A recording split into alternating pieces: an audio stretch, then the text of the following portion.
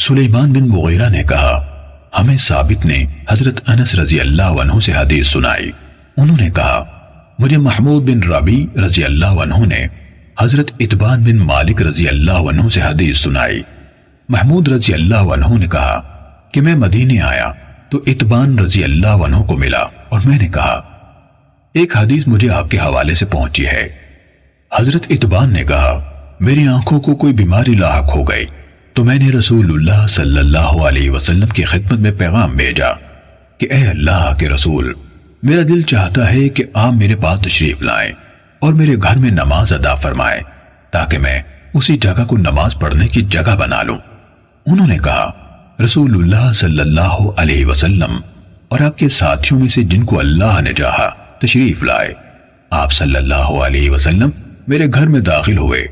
آپ نماز پڑھ رہے تھے اور آپ کے ساتھی آپس میں باتیں کر رہے تھے. انہوں نے زیادہ اور بڑی بڑی باتیں مالک بن دخشم کے ساتھ جوڑ دیں. وہ چاہتے تھے کہ رسول اللہ صلی اللہ علیہ وسلم اس کے حق میں بد دعا فرمائے اور وہ ہلاک ہو جائے، اور ان کی خواہش تھی کہ اس پر کوئی آفت آئے. رسول اللہ صلی اللہ علیہ وسلم نماز سے فارغ ہوئے اور پوچھا کیا وہ اس بات کی گواہی نہیں دیتا کہ اللہ تعالیٰ کے سوا کوئی معبود نہیں اور میں اللہ کا رسول ہوں؟ صحابہ کرام نے جواب دیا وہ زبان سے یہ کہتا ہے لیکن اس کے دل میں یہ نہیں ہے.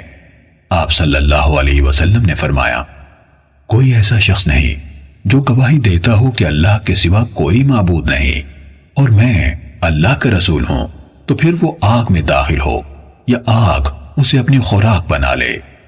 حضرت انس رضی اللہ عنہ نے کہا یہ حدیث مجھے بہت اچھی لگی، یعنی پسند آئی، تو میں نے اپنے بیٹے سے کہا اسے لکھ لو. اس نے یہ حدیث لکھ لی. صحیح مسلم حدیث نمبر 149.